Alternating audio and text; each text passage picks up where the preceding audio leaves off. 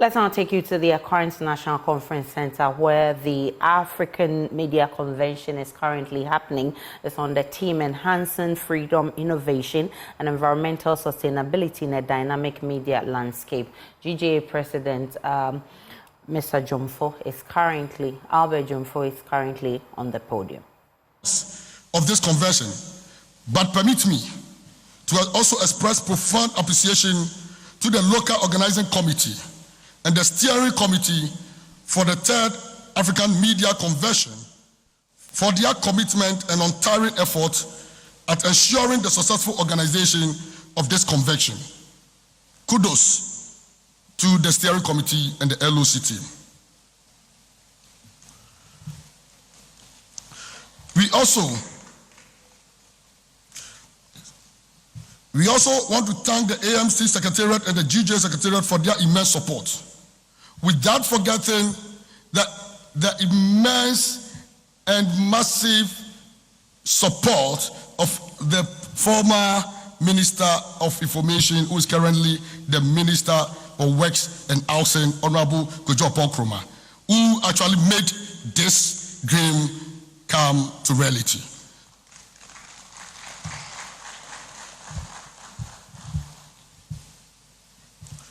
The Honorable Chief of Staff, on that note of gratitude, I wish all the participants fruitful deliberation at the Third African Media Convention. Thank you all for your kind attention.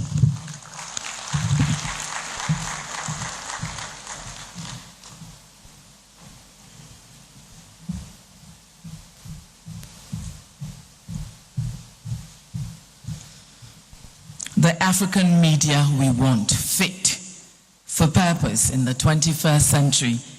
Once more, ladies and gentlemen, shall we put our hands together for Albert Kwabena Jomfo, President, Ghana Journalists Association and co-chairperson, Local Organizing Committee of the AMC. Mesdames et messieurs, nous avons des écouteurs l'interprétation. Coming up, we have the President, the Africa Editors Forum, and Chairperson, AMC Steering Committee. Distinguished invited guests, ladies and gentlemen, shall we welcome with a round of applause, Churchill Otieno.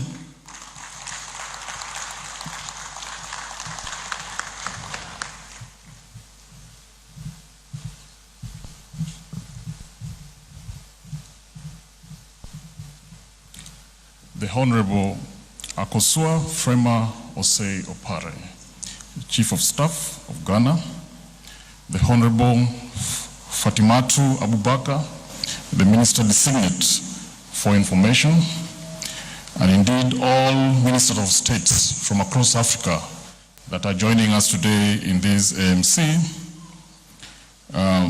Mr. Charles Abani, the UN Resident Coordinator in Ghana, Dr. Rita Bissonoth, the Director, UNESCO Addis Liaison Office to AU and UNECA,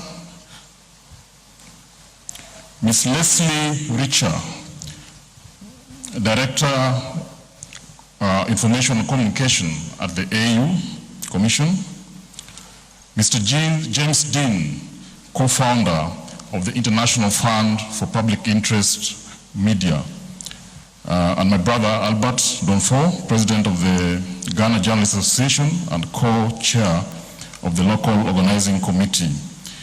Distinguished guests, journalists, media stakeholders, ladies and gentlemen, and indeed Africa, good morning. Good morning once more.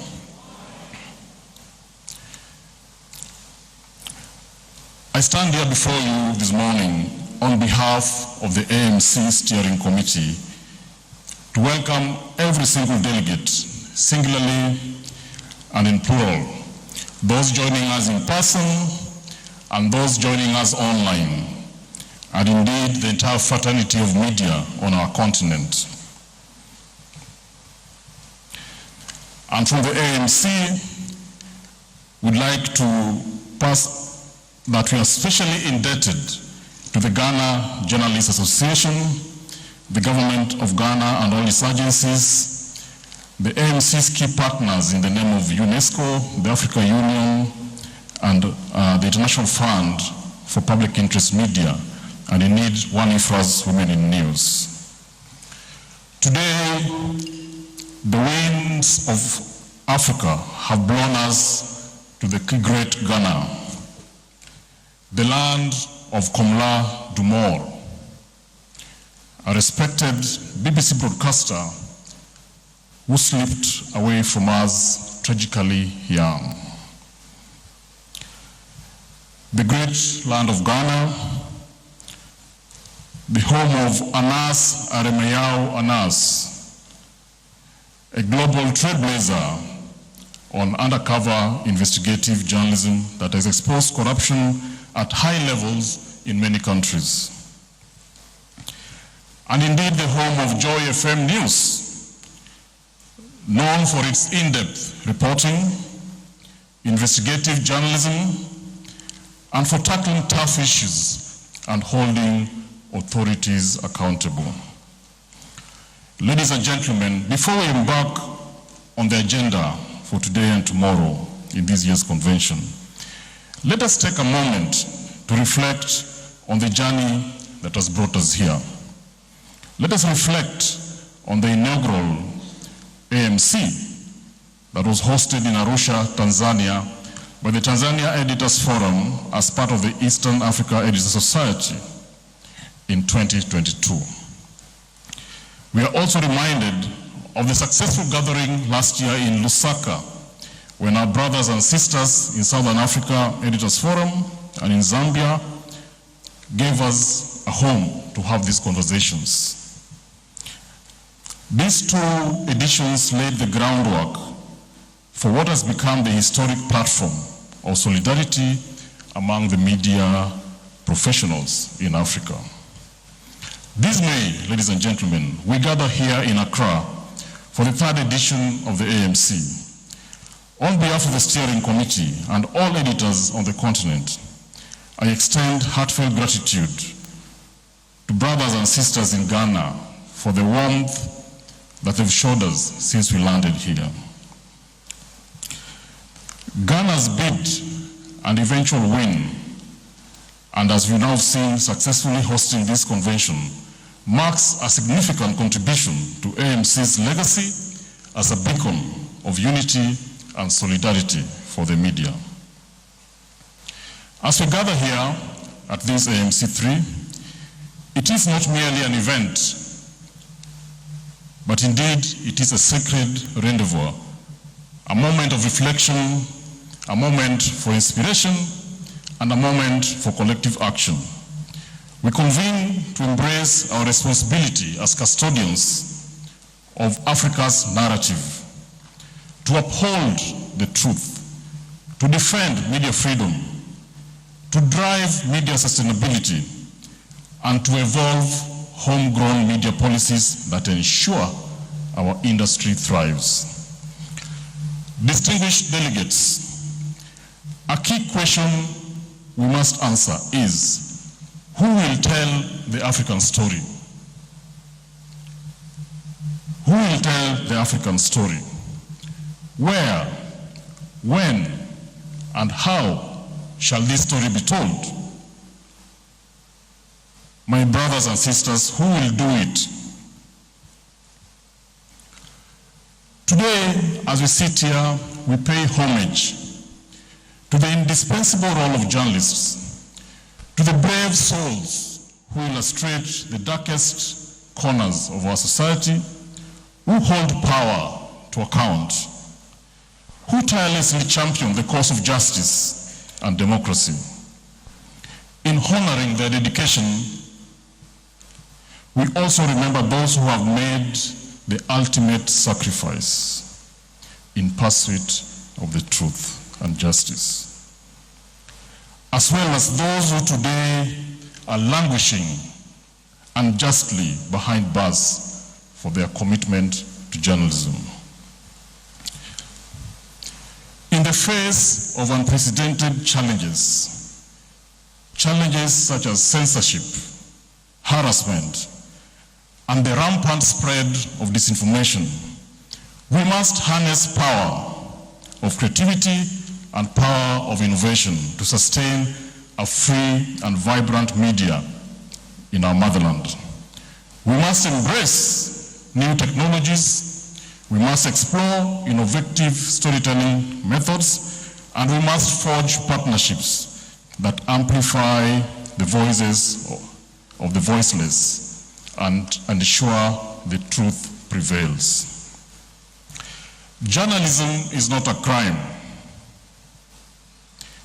Ladies and gentlemen, journalism is not a crime, and I therefore would humbly ask that we all be upstanding at this moment. Let us rise and honor the journalists and media professionals killed and jailed for their work.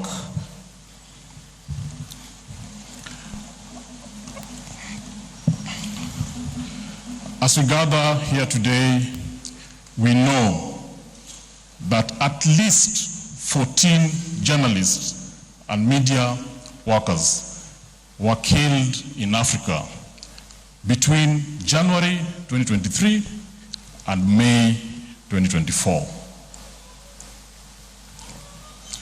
We know that in February 2023, we lost Jean-Jacques Ola Bebe of Cameroon.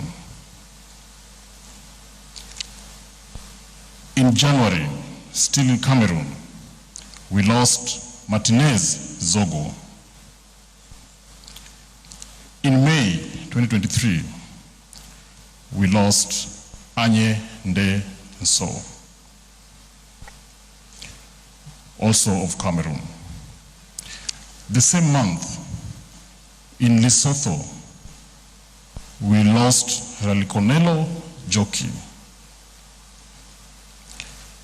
In December 2023, in Mozambique, we lost Jao Chamuse. We lost in Rwanda John Williams Ntwali. In October 2023, in Somalia, we lost Abdifata Mwalim Noor. In March this year, in Somalia, we lost Abdikarim Ahmed Bulan. Same month, in Sudan, we lost Khalid Balal. In October 2023, also in Sudan, we lost Halima Idris Salim. In November 2023, in Mali, we lost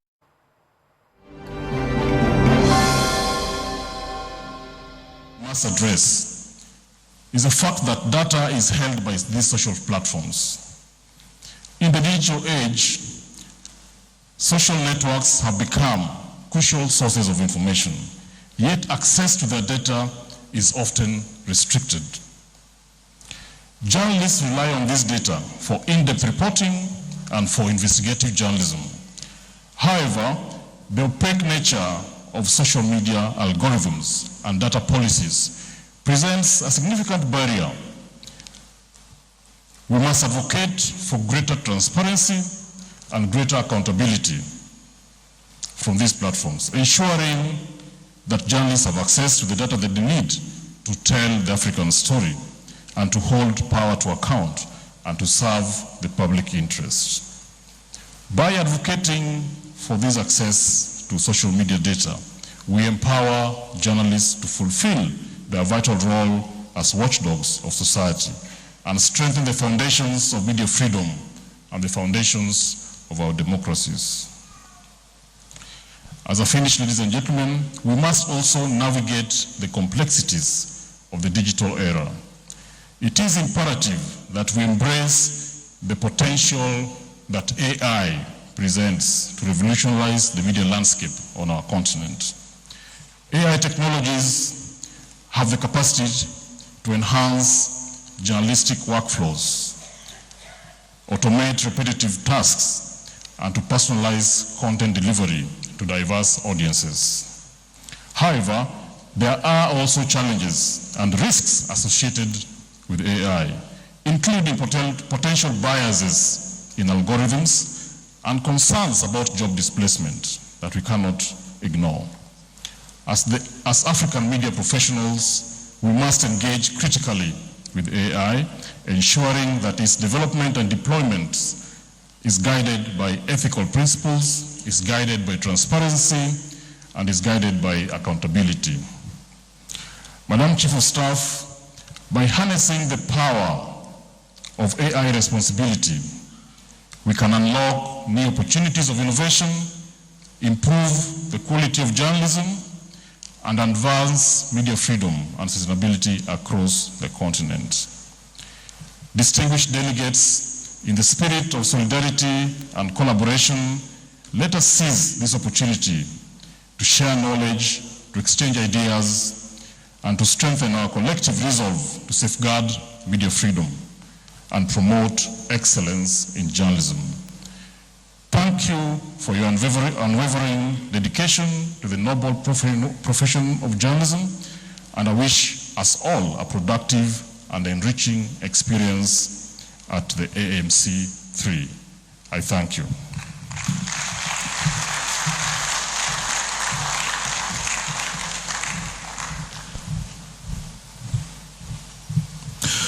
And we are also grateful to you, Mr. Chacha Otieno. Ladies and gentlemen, shall we do one more big round of applause for him? The execution of this third edition of the African Media Convention has been made possible due to strong collaboration between the local organizing committee and major organizations. One of them is IFPIM, which is the International Fund for Public Interest Media. And of course, we'd like to salute the efforts of the founder, Mr. James, the co-founder, Mr. James Dean. Shall we put our hands together for him? Bringing us a word of solidarity from the International Fund for Public Interest Media is their regional director, Mr. Mahmoud Kamara. Shall we welcome him with a big round of applause?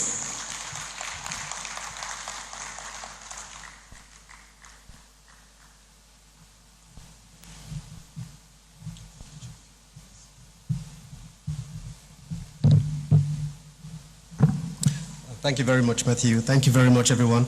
And good morning, Madam Chief of Staff in the Office of the President of the Republic of Ghana, Madam Akosua Frema Ose Opare. I've been in Ghana, I'm trying to pronounce properly. The Honorable Minister of Information Designate, my own sister Fatimatu Abubakar, the UN Resident Coordinator to Ghana, Mr. Charles Abani, the Director of UNESCO's Office to Addis and to the African Union and UNESCO, the Director in the Directorate of Information and Communication at the African Union Commission, the President of the Africa Editors Forum, and who also is the co-chairperson of the Africa Media Convention, President of the Ghana Journalists Association, my brother Albert, co-chairperson of the local organizing committee of the Africa Media Convention. Ministers of State, present and former, members of the diplomatic and consular corps, distinguished guests, ladies and gentlemen, I bring you warm greetings from the International Fund for Public Interest Media. I'm very pleased to deliver this statement this morning on behalf of the International Fund. Firstly, as an institutional partner of the convention, and secondly, in my capacity as a former journalist. I started my career as a journalist in Sierra Leone with the State Broadcasting Corporation. I want to start with the good news this morning. And the good news is that the International Fund has launched an open call for proposals for media practitioners and journalists and media outlets operating in our countries of operation. We launched this fund on World Press Freedom Day. And the aim of this fund is to distribute at least $5 million globally in grant funding to help institutions and outlets that are working in public interest media. This additional amount will run in parallel to our ongoing grants that we will make through direct solicitation. Your Excellencies, ladies and gentlemen, I start by mentioning this good news because we are looking for a solution to a global crisis. We're looking for a solution to a global crisis facing public interest media across the world. The conversations that we've had in Accra, starting from yesterday, are very useful, but they are not new. And they will not disappear just because we keep talking about them. We need solutions to the problems facing public interest media across the world. Yesterday, after our plenary session, which examined new models of media financing, several people came to me to find out about the International Fund for Public Interest Media. Let me use this opportunity to reintroduce the fund to everybody in this gathering. The fund is a bold and new multilateral initiative designed to boost the economic resilience and independent public interest media, especially in low and middle income countries, and to foster a new paradigm of sustainability for journalism. The fund operates as a financing mechanism to find a long-term solution to what many have described as a calamitous threat to media survival in low and middle income countries across the world. As many of you may know, public interest media across the world is facing a revenue drought, the likes of which has never been experienced before. There seems to be no immediate solution to this problem, and our mandate as a fund, therefore, is to support media organizations to undertake innovative and experimental initiatives at outlet and ecosystem level across the 4 regions that we operate: in Africa and the Middle East, which is under my portfolio, Asia and the Pacific, Latin America, the Caribbean, and Eastern Europe. As a financing mechanism for media, our aim is to boost the economic resilience of independent media organizations in crisis, to support experimentation and innovation, and to bring about a new paradigm for media sustainability across the world. To advance this objective, we distribute grant funding to media outlets of various sizes and shapes in our focus geographies. In the short period that the fund has started operation, we have made remarkable progress in releasing resources to media outlets across the world. In 2023, which was just late last year, we gave out granting activities or grants funding to 17 new organizations, which amounted to more than $5 million US. And this is in addition to existing grants that we've been giving. We are committed as a fund to deploy additional grants this year. And I'm pleased to announce that in total, the International Fund has now committed more than $8 million in funding to public interest media across different regions in the country. This year, we plan to deploy close to $20 million, a record number as additional funding, because this year, a record number of people are going to the polls. Especially in Ghana this year. We heard this morning Albert mentioning about the elections. And as a fund, we know the tremendous impact that public interest media plays and can have in informing the population, especially in advance of elections. So for the journalists in this room, we are running a media call. We are hoping and we're encouraging you to take advantage of this opportunity and submit your applications.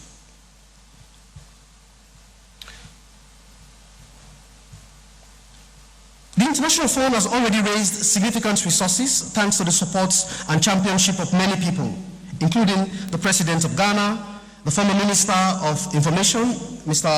Honorable Kojo Oppong Nkrumah. The current Minister as well is also providing significant support.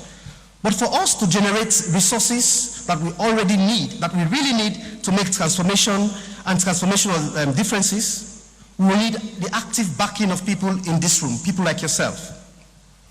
This endeavor is designed to be driven and shaped by those, it's not just designed to be driven and shaped by those with money, like the fund. I think we need collaboration. We heard from Churchill talking about the collaborative efforts to advance public interest media.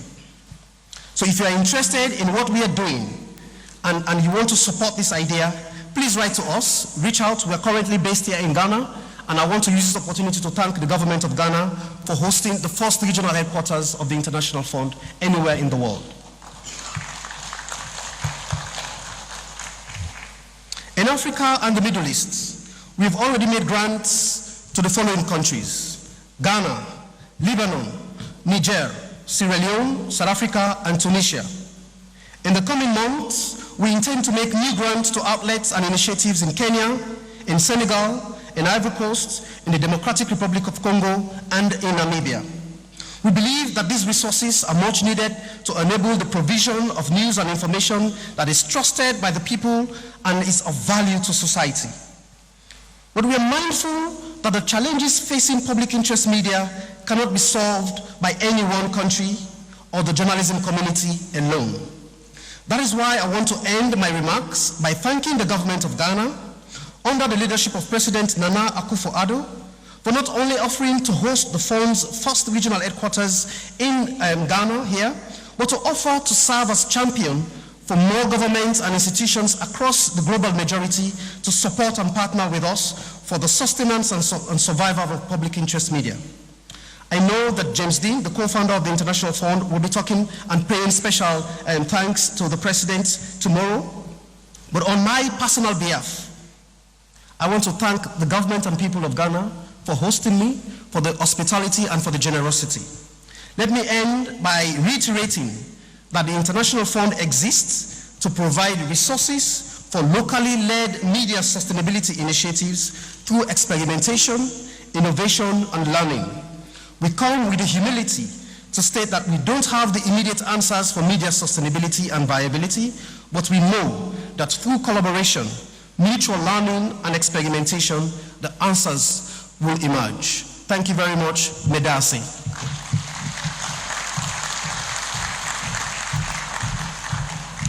Thank you very much, Mahmoud Kamara. Yes, Yedasi. Distinguished invited guests, ladies and gentlemen, this is the third African Media Convention, proudly brought to you by the African Union, UNESCO, the Government of Ghana, the Ministry of Information, and the International Fund for Public Interest Media, represented here this morning by Mahmoud Kamara, whom we just heard from. Who better to tell our African stories than Africans themselves? As a proud African woman myself and a firm believer in press freedom, it fills me with pride to introduce our next speaker. She's a director, Directorate of Information and Communication, African Union Commission. Ladies and gentlemen, shall we welcome with a round of applause Ms. Leslie Richer.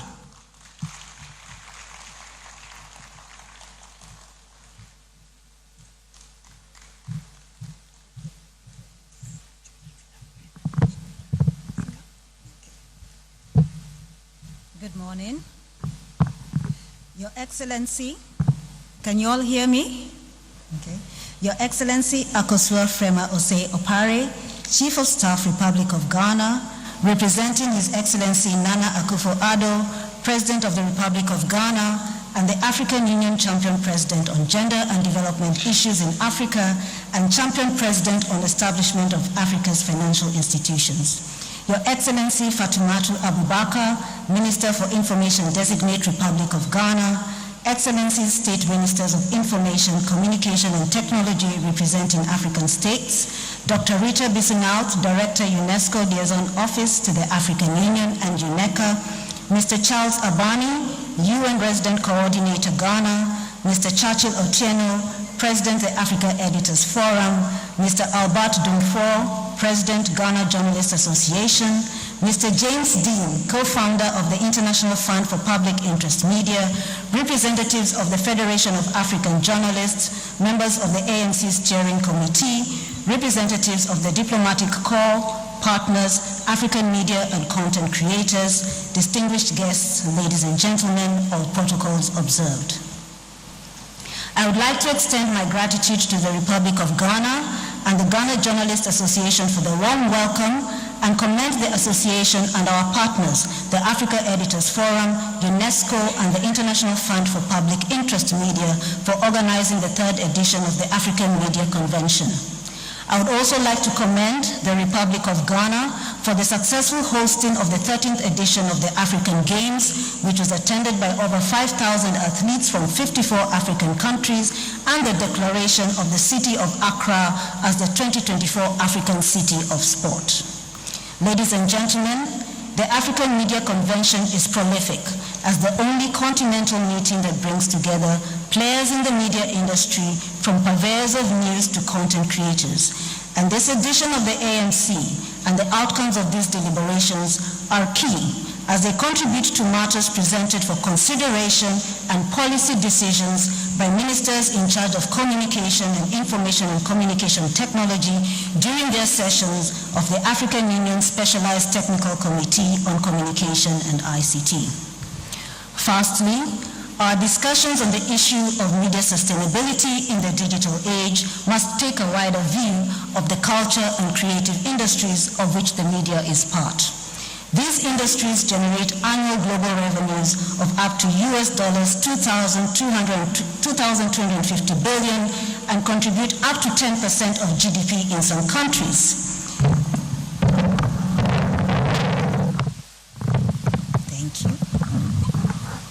Thank you. And the global creator economy is expected to reach US $480 billion within the decade, underscored with the growth in monetization of digital content. And when we look at Africa specifically, the digital economy is expected to reach US $180 billion within the decade, signaling its potential to be a major contributor to employment and economic growth. However, as we consider the estimated growth in revenues, there are several questions we must ask ourselves. First, when it comes to the digital economy, who is benefiting from a business standpoint? Is it African economies, African businesses, or even African individuals? Second, who owns the infrastructure and platforms upon which the digital economy in Africa is based? And for the purposes of revenue generated from taxation, which jurisdictions are benefiting? Third, for content generated on the continent by African content creators and media organizations, what share of the revenue being generated is actually ending up in their pockets? And lastly, how do we enhance our collective knowledge of the digital economy to address aspects of law such as copyright and intellectual property rights for African media, content creators, and businesses? The discussions around equitable revenue sharing, especially with tech companies, must be one that addresses all of the issues I have mentioned above and other evolving areas that are being accelerated through the use of artificial intelligence to ensure African media organizations and content creators are able to thrive within the digital economy.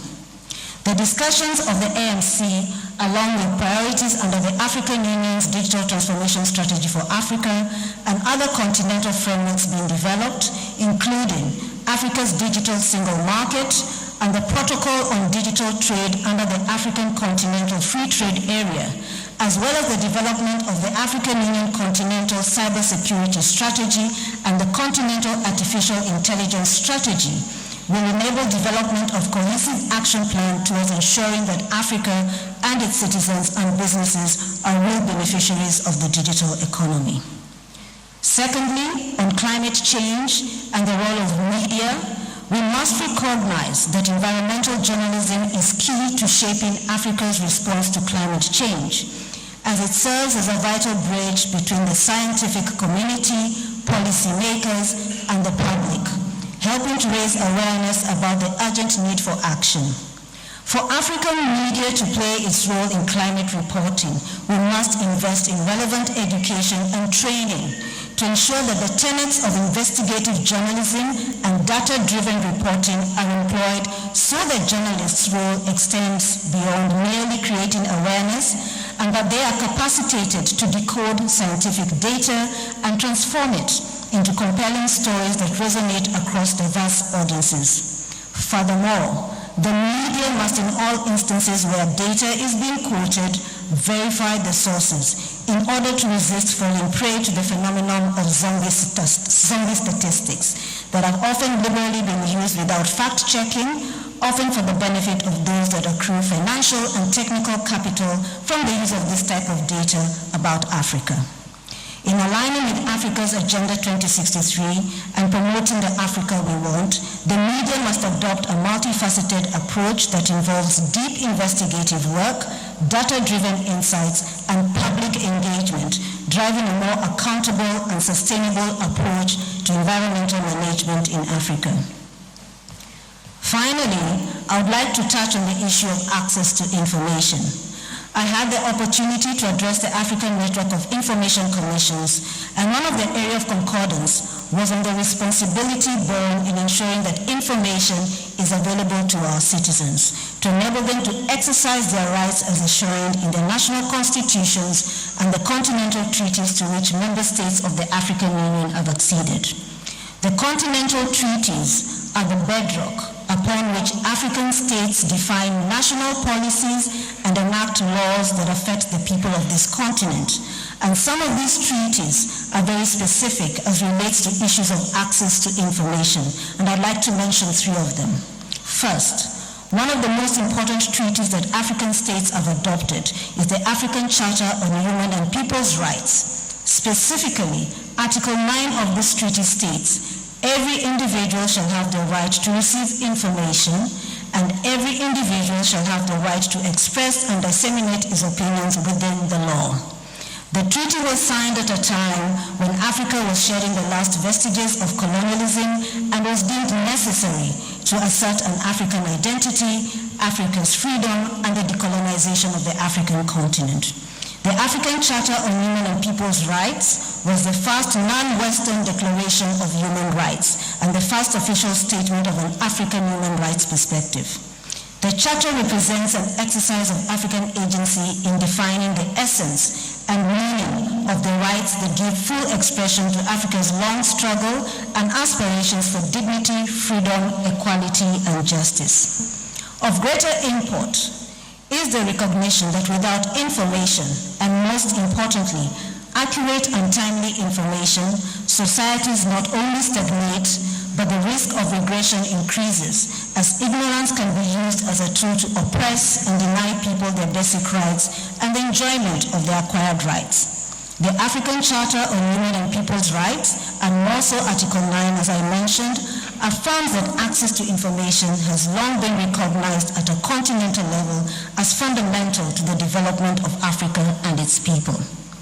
The second treaty that I would like to mention is the African Charter on Democracy, Elections, and Governance, which in Article 2 states one of its objectives as being to promote the establishment of the necessary conditions to foster citizen participation, transparency, access to information, freedom of the press, and accountability in the management of public affairs. The third treaty, the African Charter on the Values and Principles of Public Service and Administration, and its Article 6 on the access to information, states that within the realm of public service, information must be availed as relates to, amongst others, procedures, decisions, and documentation, and even further stipulates that these are presented in a user-friendly and simplified manner, and that in the delivery of public service, information must be two-way, enabling the public to give feedback and inputs. So why was it important to mention these treaties? First, we must as Africans and African institutions recall that we have governing treaties on matters of governance and the rights of Africans.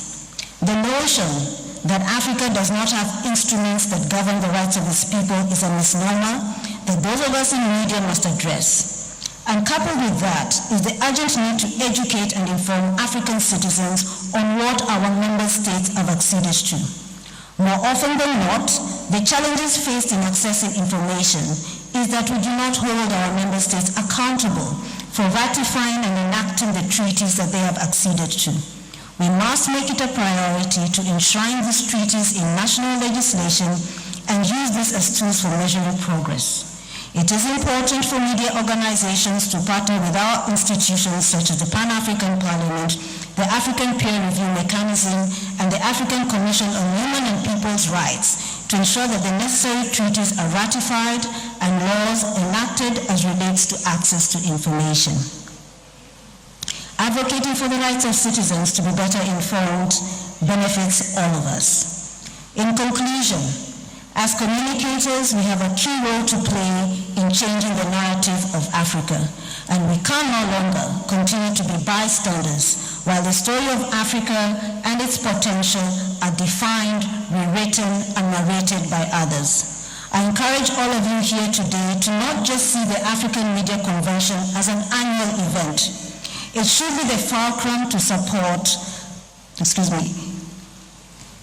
It should be the fulcrum to support the emergence of a strong network of African media and content creators, connected as one entity, elevating the African narrative to its citizens and global audiences.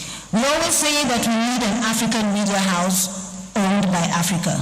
Let's start with the basics by collaborating amongst ourselves to build the linkages that will make it possible for us to view news about Africa from African sources as valid. African media should source news about Africa from other African media houses and strengthen the collaboration of our national news agencies and especially public broadcasters into a continent-wide Pan-African media collective. As we embark on and delve into our discussions, let us be guided by the vision of a continent that is integrated, prosperous, and peaceful, driven by its own citizens and representing a dynamic force in the global arena, with our collective action anchored on Africa's development framework of Agenda 2063 to build the Africa we want.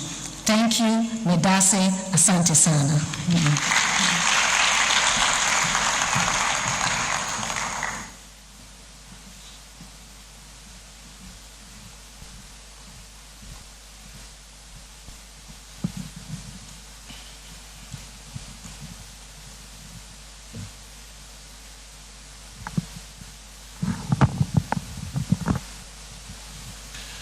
And we're very grateful to you, Leslie Richer. Thank you so much. And I'm very impressed with the tree you're speaking so far. Ladies and gentlemen, shall we appreciate her with another big round of applause?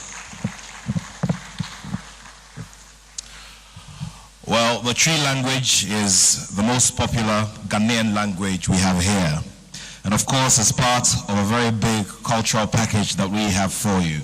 Our language, our food, our people, and the beautiful places that make up our beautiful nation, Ghana. And one of the key things about this African Media Convention is the fact that there will be a great opportunity for us to have a great look at the capital city, Accra, and possibly a few other places close to Accra, as you all look at what makes up a very rich cultural heritage and also makes up the beautiful place we call Ghana. At this time, I'd like to pay my respects to a few individuals who are using their respective offices and their personalities to support the execution of this third African Media Convention. We're grateful to have the presence and participation of the Minister of ICT and National Guidance of Uganda, Honorable Godfrey Kabyanga. Shall we put our hands together for him?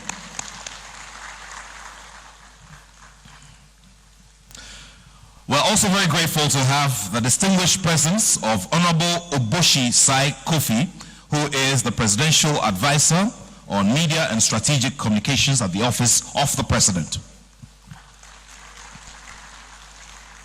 We must also add that she is a seasoned broadcaster. Well, from one to the other, another seasoned journalist who has great history with domestic and international media, including the BBC, who's now currently serving Ghana as the board chairman of the Social Security and National Insurance Trust. Madam Elizabeth Ohene, shall we put our hands together for her? So as we go along, we'll continue to pay our respects to some individuals who have decided to be here aside every other place, because the agenda here is crucial and key to the development not only for the industry in Africa, but for the people of Africa.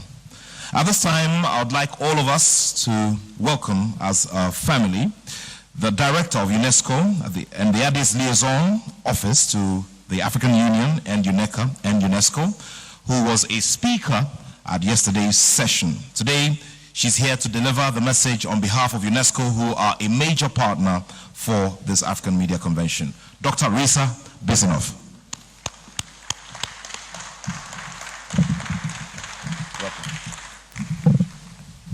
Thank you. Thank you very much, Mr. Moderator. Good morning. Your Excellency, Madame Akosua Frema Osei Opare, Chief of Staff of the Republic of Ghana, Honorable Fatoumata Abubakar, Minister for Information, the Republic of Ghana, Mr. Charles Zabani, the UN Resident Coordinator of Ghana, Excellencies Ministers who are here present, members of the Diplomatic Corps, Mrs. Leslie Richard, Director of the Information and Communication Directorate of the African Union Commission, Mr. James Dean, co-founder of the International Fund for Public Interest Media, Mr. Churchill Otieno, President of the Africa Editors Forum and Chairperson of the AMC Steering Committee, Mr. Albert Dwokumfu, President, Ghana Journalists Association. Ladies and gentlemen, good morning. All protocols observed. On behalf of UNESCO's Director General, Madame Audrey Azoulay, I would like to thank Her Excellency, the Chief of Staff, for honoring us this morning, for being here at this opening of the 3rd Africa Media Convention. We regard your presence amidst us not only as an act of honoring an invitation, but as a gesture of commitment that the country you lead, Ghana, to the principles of media freedom and safety of journalists. These are the very principles that UNESCO is mandated to promote as the UN lead agency on freedom of expression and safety of journalists. Ghana's commitment to promoting media freedom is further demonstrated by its membership to the various international coalitions promoting freedom of expression, access to information, and safety of journalists. Furthermore, we know that Ghana will be hosting this year global celebrations on the International Day for Universal Access to Information. Thank you very much to the Republic of Ghana for this. And we know that you have also hosted several other global celebrations, such as the World Press Freedom Day. And this really shows that your country, Ghana, is a center of gravity on the African continent when it comes to promoting media freedom, access to information, and safety of journalists. Our theme today, the African media we want, enhancing freedom, innovation, and environmental sustainability in a dynamic world, is particularly resonant. And as UNESCO, we view the freedom of expression as a global public good, which is intricately linked to both the preservation of our planet as well as the vitality of our democracies. This vision aligns with the urgent need for robust and free journalism that can navigate the complexities of climate change and drive meaningful action. Africa is one of the 2 priorities of UNESCO, the second one being gender equality. And this is designated as a priority for our organization. Our focus acknowledges the unique challenges and opportunities present on the African continent, from advancing education and science to safeguarding cultural heritage, as well as promoting freedom of expression. UNESCO's initiatives across Africa aim to harness the transformative power of media and communication to foster sustainable development, peace, and democracy.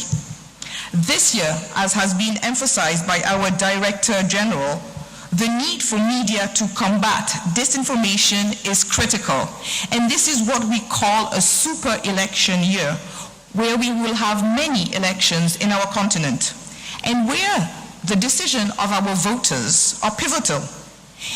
We need reliable, accurate information so that our voters can make informed choices which are free from distortions of false narratives and polarization.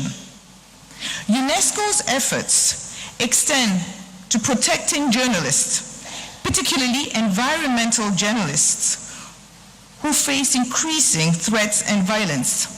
A recent study has just highlighted that 70% of environmental journalists have encountered attacks due to their work, with numerous casualties over the years.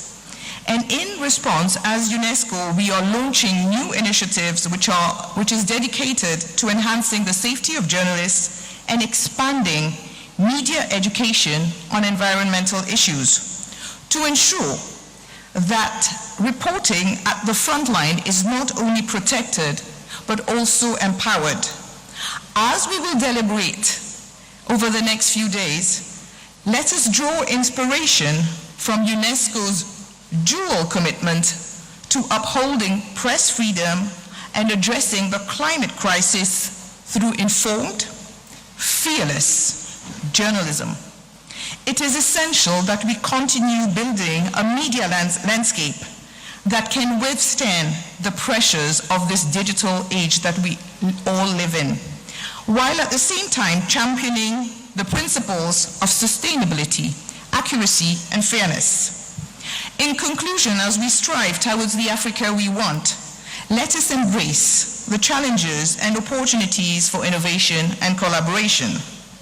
Allow me to acknowledge all of you who have worked tirelessly from UNESCO, from the Media Association, from the Ghana government, to ensure that we can work together to foster a media environment that not only informs, but also engages and protects and respects our diverse voices and our planet.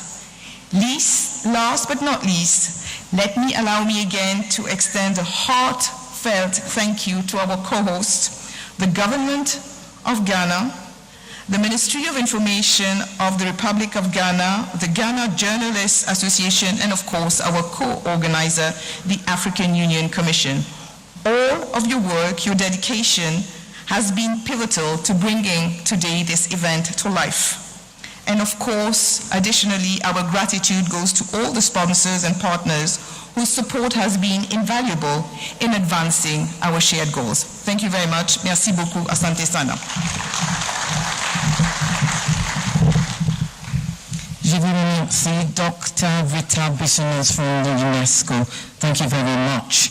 We're honored to have Queen Mothers here this morning representing the Regional House of Queen Mothers. So we've got Queen Mothers from every region. Shall we applaud them here? Je vous demande d'applaudir, s'il vous plaît. The future is definitely female. Our next speaker has Africa solidly on his heart, and you will attest to this when he takes the stand. Distinguished invited guests, ladies and gentlemen, it gives me great pleasure to introduce to you this thing has got a mind of its own. Mr. Charles Abani, UN Director.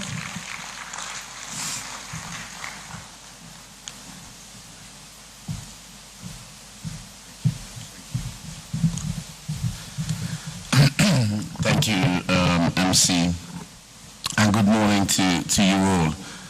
It's quite difficult to have anything different to say when you come so late in the program, but I will try.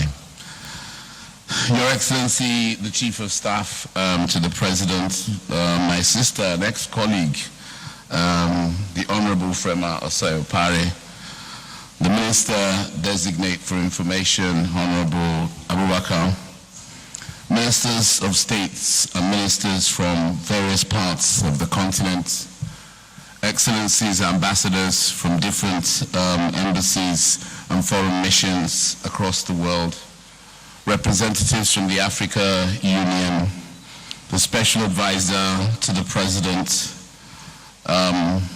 Queen Mothers, really important in this particular conversation.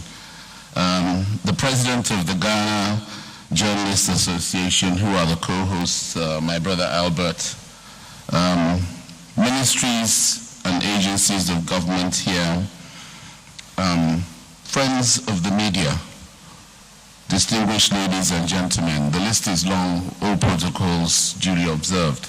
It's an immense pleasure to be here today at the 3rd Africa Media Convention, where journalists, editors, media managers from across the continent gather to reflect on the work of the institutions and the people who define the stories of our continent, as well as the influence that they hold. Let me applaud the organizers for putting together this important event. It's already a demonstration of the great partnership that you were calling for, but I think is already here. And let me thank the government of Ghana for the highest level of leadership that it is demonstrating at this event. And also another feather in the important journey that Ghana is on to become a real continental hub, center for thought leadership, and one that really backs and champions the cause of Africa. Let me also join the chair of the steering committee of this AMC for highlighting some of the journalists and naming them personally. I think that was moving and important. And our hearts still go out to the many, many journalists on this continent and globally who are prisoners because they are speaking out on these issues, or who may have lost their lives in the course of this process. I stand before you with a profound sense of purpose and urgency as we're reminded of the critical role the media plays in our world. One that transcends beyond the traditional role of disseminating information and providing entertainment to one that builds bridges and guards the truth. A media that has the power to shape perceptions, ignite change, and unite nations. Africa is a canvas with rich untold stories, with its different cultures, languages, landscapes, and contexts. It's teeming with life, resiliency, and creativity. And inside that fabric, there are issues that require attention. And let me also congratulate all the previous speakers. I think you've done an excellent job of bringing out the issues that this AMC must consider over the next couple of days. Our challenges as media stakeholders are not limited to the ever-present threats of disinformation, but also the issues of peace, poverty, inequality, and political instability. While embracing these difficulties and challenges, we must also see this as potential, enormous potential, to be doing the right thing to change the world.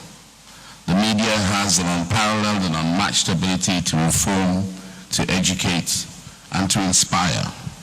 By working together, we can make the voices of the oppressed heard, hold the powerful to account, and promote understanding and a feeling of community within our communities. This theme, enhancing freedom, innovation, and environmental sustainability in a dynamic media landscape, is really, really timely. Two things will define the 21st century: climate change and our response to it, and the digitization that is happening today and our response to it. And the media is at the heart of both of these, with the potential to play a positive input and influence on both. In a world where the dynamics of media shape perceptions, beliefs, and actions, it becomes imperative to harness its potential, not just as a business and for profit, but for the greater good of humanity. We are at a turning point in the history of the media where shifts in technology, culture, and society converge to redefine the very fabric of how information is produced, disseminated, and consumed. Its turning point is marked by the unprecedented proliferation of digital platforms, the democratization of content creation, and the erosion of traditional gatekeeper mechanisms. The advent of social media has also dismantled barriers of entry, empowered individuals and communities to become creators and distributors of news and entertainment on a scale never before imaginable. The democratization of media production has ushered in an era of unparalleled diversity, plurality, amplifying voices that were once marginalized and challenging the hegemony of mainstream narratives. Simultaneously, however, democratization has also given rise to the proliferation of misinformation and disinformation, blurring the lines between fact and fiction, and sowing seeds for distrust in established institutions. Today, I stand here as an advocate for the vision that intertwines freedom, innovation, and environmental sustainability with this ever-evolving media landscape. Freedom is the corner of any thriving society. With freedom, there are opportunities to express, to create, to dissent, and to envision a different and better future. Media freedoms mean unrestricted access to information, diverse viewpoints, and platforms that amplify previously marginalized voices. We must safeguard this freedom, not just as a right, but as a responsibility, ensuring that the media remains resilient against censorship, manipulation, and monopolization, driven by data and verification, and upholding the charters that my sister from the African Union mentioned. Yet freedom alone will not be enough. Innovation, the driving force of progress, is essential to navigate these complexities. We know now with AI and all the questions around intellectual property and this digital transformation that is so exponential around us that unless we innovate, we will die. With these technological advancements, the media access has been opened up in different ways. We must foster an environment where innovation thrives, where creativity flourishes, and where experimentation is celebrated unashamedly and fearlessly, paving the way for a new media ecosystem that is both dynamic, resilient, honest, and safe. Innovation is the thriving force behind the advancement of many sectors, and indeed the media sector will be no different. In order to respond to these shifting demands and tastes, we must welcome new technologies and continue to upend traditional systems for production and consumption. It creates new opportunities, whether it be through data journalism, digital platforms, or immersive storytelling indeed. However, our pursuit for freedom and innovation cannot be at the expense of our planet. Climate change is indeed a wicked problem, and the solution will come from very passionate efforts that are made across the globe and from different perspectives to bring together the complex arguments and find solutions that actually work for everybody. The media has a very strong role to play in this, and I think when I look at the co-founder of the Fund for Public Interest Media Work, this is really, really important work and a huge responsibility that the media carry, not just to be better informed, but not to be a part of arguments or particular positions which don't bring us together and instead divide us. So it will take a lot to actually achieve that. In the media landscape and within it itself, environmental sustainability is also about consumption, responsible consumption of resources, reduction of carbon footprints, and the amplification of voices advocating for conservation, climate change, and the triple planetary crisis that we face on the environment and biodiversity loss as well as waste. We must integrate environmental sustainability into every facet of media production and consumption, forging a pathway for a greener, more equitable future. Like any industry, the media has an obligation to reduce its own carbon footprint, and we're sure this will happen too. Media companies must support environmental sustainability and push that whole agenda forward. Before I just make my last couple of points, I would like to use this opportunity to talk a bit about where the UN, following the midterm evaluation of the Sustainable Development Goals, and they are very much linked to Agenda 2063, and I think this is important to state, believe that effort must be made and to call on you to highlight on those. Africa has an important role to play in really driving forward food systems. And one of my sisters has already mentioned the importance of the Africa Continental Trade Area. We must produce more, we must add value more, and we must trade better among ourselves, and the media have an important role to play in working on that. But there are intertwined issues such as energy, access, affordability, and sustainability, and the role that you play in those particular areas. Education has been mentioned as an important driver, and we've talked about the centrality of climate. It's also important that we recognize our teeming youth and recognize both the opportunity they offer, but also the challenge in creating jobs and ensuring that social protection happens. Later this year, there will be the Summit of the Future, and I know that Ghana will join the Summit of the Future, prepared to discuss the questions of sustainable finance and sustainability and sustainable development, issues of peace which are central to the development agenda, the digital transformation, and of course, youth and future generations, as well as the important conversations of moving the UN to become fit for business in the 21st century. And we're enjoying the media to be an active participants in that space, ensuring that all the thoughts and voices of Africa are heard in that debate. Two final points from me. The first, disability inclusion. The media is the space in which a number of these measures can be taken. And I applaud UNESCO for organizing the workshop on African media editors and managers and the proactive steps taken towards promoting advancing disability equality as a precursor to the convention. The media wields considerable influence on shaping societal attitudes, neglecting, misrepresenting, overlooking the needs of what constitutes 16% of global population with disability undermines our commitment for inclusiveness and our pledge to leave no one behind, and I call on the media to look at this. My second add-on relates to this year being the year of mid-year elections, and we know that Ghana faces the same. Let me add and remind the media to uphold professional etiquette as we go to the polls, and also ensure that we stand for the truth, unbiased reportage to help curb incidences of hate speech, misinformation, and disinformation. And we also call on the many African governments themselves to uphold the safety of journalists and the sanctity of the media to ensure that they are able to report effectively.